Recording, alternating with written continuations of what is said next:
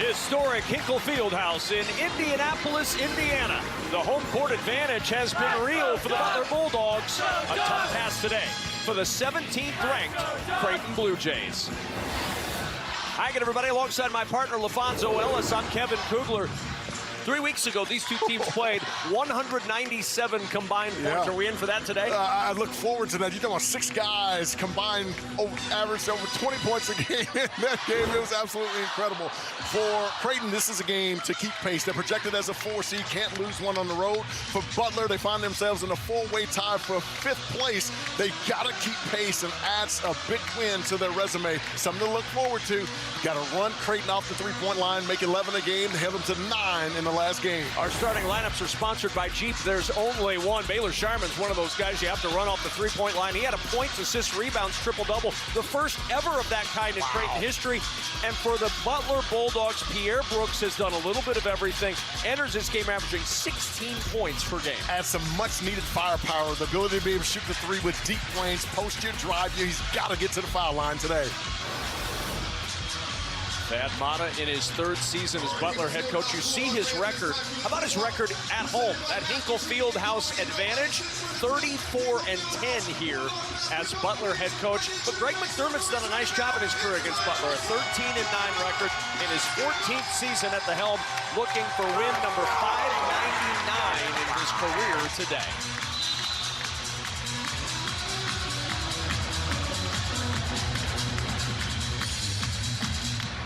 The tip controlled by the Creighton Bluejays. And here we go for today. Yeah, got Shireman guarding him early, and he's going to have to continue to try to get into the painted area, either off the bounce or when he's posting up. Shireman on the drive, using that window against Jamil Telford. Shireman with his first 2. He's so good. Most of Kalkbrenner could secure it and score. Jay's trying to get their post going here. Kalkbrenner 0 for 2 to start this game. One of those that long 3. Here's Shireman on the baseline. Splashes down the deep 2. He's got all 4 opportunity. Extra pass. Fortunate to keep it. Posh Alexander in the corner. The 3 won't go for Butler. And up the floor quickly to Shireman. 3 in transition. And Shireman 7. Butler 5. Here for Jalen Thomas. And what that'll do is make Kalkbrenner have to honor him and get Kalkbrenner out of the painted area, which will create some opportunities for drives for Butler. Alexander, tough fadeaway, and the first Creighton Blue Jay not named Baylor Shireman is on the 2nd rebound. The helps and stunts from Butler have been really good here early in this game. Kalkbrenner with the takeaway. Farabello ahead to Shireman, runs it up and in, and Baylor Shireman already with 9. Is playing in the lane, is taking away all that back cut action. Ashworth cut off on that nice cut by him. Shot clock under 10 again. Jay's trying to get something organized. Alexander wraps it around to Kalkbrenner, who puts it up and in. First. Man, the stunts are so good by this Butler defense. Kalkbrenner make one. And he does. So the same opportunities that have afforded Jalen Thomas.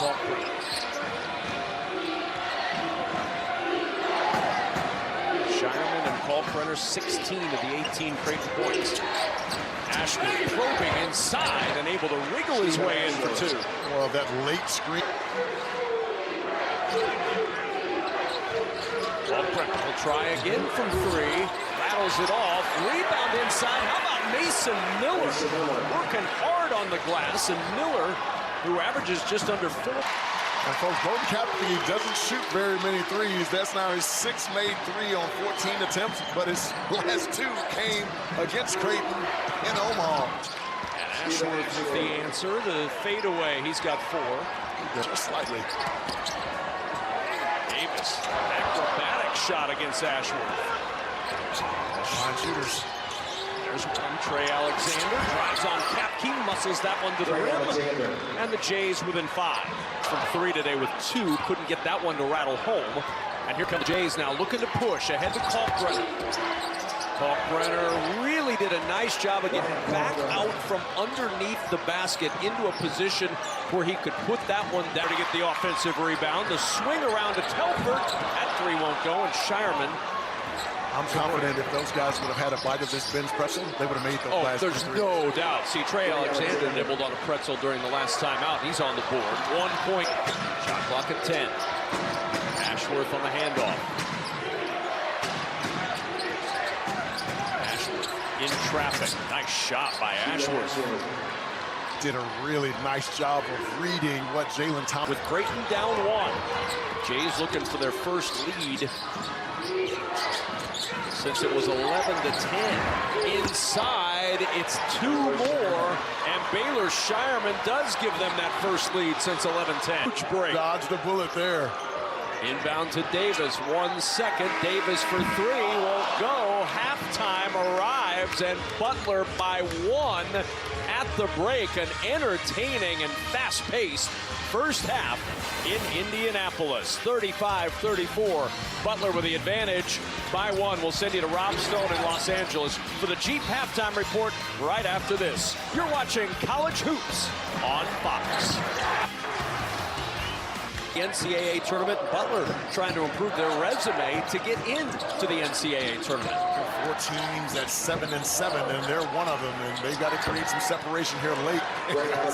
Trey Alexander creates some separation off the bounce. Well, and he can. Shireman, he has been aggressive, and he's got to continue to do that here in the second half. Northeastern transfer, over 1,000 points in his 3 years there. Here's Shireman around the screen, gets the 3 to fall. Baylor Shireman with 14. A little too strong there off the backboard. Ashworth, the 3 in transition, pinballs out. Trey Alexander with a rebound, leaving for Shireman. Long shots lead to long rebounds, and if you usually they'll throw this over the top of the cork runner instead of a waist screen. Kalkbrenner again for 3, and this time rattles it down. Now there's the second that he's made. We'll see if the adjustment. Kalkbrenner turns it over. Alexander with the steal. Play was to Kapke, number 33 in white, wide open in the right corner. Creighton cash in on the turnover. Alexander will try against Kapke and finds 2 down low. He's got Bizjack pushing. Numbers for Butler. Finger roll, no. Rebound, Farabello. I thought he should have taken 1 more dribble, and he would have been able to pitch that over the Telford. Ashworth, that 3 will fall. Frustration starting to show for Butler as. And Butler's had a very difficult time handling it. And it's been a big positive, particularly here in the second half. It's a great defense. Alexander lobbing down to Kalkbrenner. They like his matchup against Kapke. Remember, Thomas on the bench with 3 fouls. Yeah, Kapke's Kalkbrenner on the interior. He's got to avoid that 4th foul. Yes. Still 11:20 to go. They go right into Kalkbrenner, working against Thomas. Got terrific position. That's exactly what you should do when you're playing against a big guy that has 3 fouls. You should back in this game. Brooks by 1.5 per game. Yeah. The leading scorer for Butler. Only 2 points. Shireman gets past Brooks, drives inside for 2 more. Baylor Shireman's been outstanding. Yes. 23 today. And he knows that Jalen Thomas had Davis on the switch. matchup. There's Ashworth. Runs it to Kalkbrenner. Kalkbrenner inside. Thomas had to just back off a slight bit. And Kalkbrenner knew it too. And he's number 4 in white, and he was able to find Bizjack wide open in the left corner. Maybe that'll spark this Butler offense. And it gets stops. Shireman right inside to the teeth of that defense. You can see the frustration from Jalen Thomas. Yeah, they're setting that little. This is 3 won't go. And the rebound to Shireman. His 9th. Push ahead. Farabello running the floor. Alexander inside. Strong again. Through some contact, Alexander with 12. Especially with this group being on the floor, number 4's got to get going on the offensive end. There's Ashworth. The screen from Shireman, and he splashes his second 3 of the afternoon. Yeah, DJ Davis, 4 in white, went under both of those screens. Gets rid of it to Thomas. Thomas blocked by Kalkbrenner. Got to put your inside shoulder on his chest. Show too much. Oh, and Trey Alexander. DJ Davis' shoulders slumped after Alexander darted to the right. Down 1 at halftime. They've outscored Butler 40-22 in the second half, holding Butler to 36% shooting. Shireman acrobatic 27 point. But when you're as good as they've been, it's about seeding. And to be able to come and get this win on the road against a Butler team that's had a really good second season under Thad Matta, it's been impressive as Butler knocks down another three. That's the third three of the day. He'd hit 11. Jays blew this open in the second half. Bizjack with 10 seconds to go to Moore, and the three won't go. Kalkbrenner with the rebound, his sixth. The Jays will dribble this out, and an impressive second half turns into an impressive Creighton win. 79-57. The Blue Jays get revenge for a home loss to Butler with a resounding win at Hinkle Fieldhouse. Butler's first half-court defense was superb, but then all of a sudden Creighton started to get the basketball out in transition, and it was their transition game that got them such a huge cushion here in the second half. Well done by the Creighton Blue Jays. Blue Jays with 4 in double figures, led by Shireman's 27-21 from that man Ryan Kalkbrenner, and a 79-57 win for the Creighton Blue Jays on the road. For LaFonso Ellis, this is Kevin Kugler saying so long for now. For many, we'll send you to Rob Stone in Los Angeles. Right after this, you've been watching College Hoops on Fox. Creighton with the 22-point win.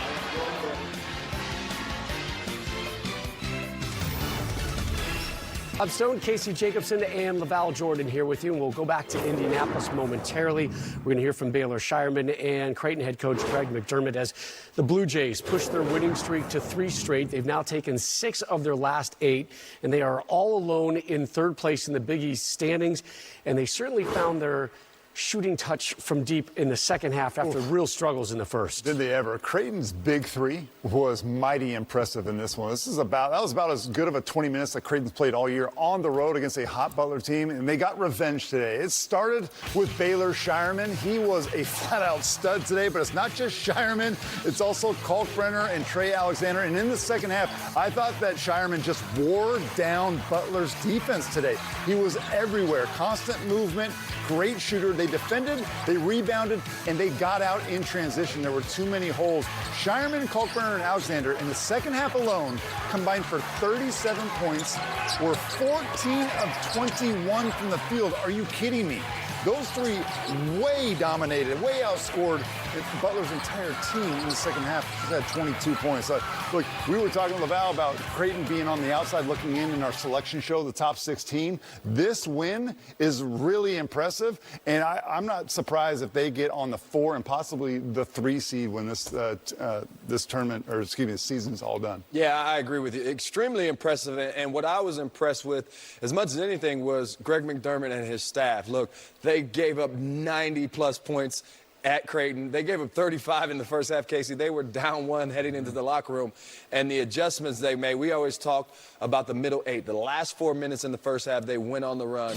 The first 4 minutes of the second half, Creighton won the middle 8, 20-10, Rob, when they swung that thing. So whatever they saw heading into the locker room, and they adjusted on the defensive end, and then they were able to turn their defense into offense. They scored 22 points on the fast break to Butler's 2. So when they picked up the pace, right, but they adjusted defensively to let Posh Alexander, and I think, one of the adjustments was go ahead and let Posh try to beat you scoring the ball. That's not what he does. He had 16 at halftime. 6 for 6. But he was 6 for 6, but he was over 5 in the second half. So they were willing to live with Posh trying to beat them, and he didn't play in game 1. But I just thought a marvelous adjustment by Greg McDermott and the staff defensively, and then to push the pace and force points in transition. Rob, Creighton's next game is arguably their biggest of the season, home against UConn. They win that one, and we're now having a different conversation about Creighton. And that game Tuesday live over on FS1. Let's take you back to Indianapolis right now. LaFonso Ellis with Baylor Shireman and head coach Greg McDermott. Greg, you're down 1 on the road against this Butler team. What changes did you make in the second half? We talked to our team the first half. I really felt like we were making Butler do something they didn't want to do. You know, if Jalen Thomas is going to make threes and Posh is going to shoot a step-back three, that means some of the other guys aren't. So we just kind of stayed true to who we were defensively, and you know, this team hung 100 on us on our home court. So to hold them to 22 the second half on this court, credit to these guys. You know, Baylor did a great job on Telford today. And Baylor, you coming off a triple-double in your last game, and you come on the road and you have 16 in the second half. What's working so well for you? Just my teammates finding me in my spots to get open shots. You know, we're a very unselfish team, and that's what we pride ourselves on. And you know, any given night it can be anybody. And you know, tonight my teammates did a great job of finding me. Brenner set great flare screens for me to get some open shots. So it's really a whole team effort. And Greg, we talked about this a little bit earlier. We're a month from Selection Sunday. What's the next step for this group? One step at a time. That's what I've been talking. You know, we started with the Georgetown game and really talked about the value of these next 7 games. And you know, we're playing a team like Butler that's trying to get into the NCAA tournament and position themselves. So you're going to get their best shot. You're going to play in front of a great environment. And you know, now we go home to the #1 team in the country on Tuesday. Baylor, final question for you: How important is it to have a guy like Ryan Kalkbrenner who can just patrol the lane the way that he does? Yeah, I mean, it means everything to our defense and offense, honestly. Having a guy back there, you know, it takes a lot of pressure off us guarding the ball, knowing that if we do mess up, we got him back there to you know, clean us up. Did you know he was going to challenge you as your best three-point shooter now? Yeah, he was working on it. Thank you, gentlemen. Congratulations. Alfonso, thank you. So, as they like to say, it's not how you start, it's how you finish.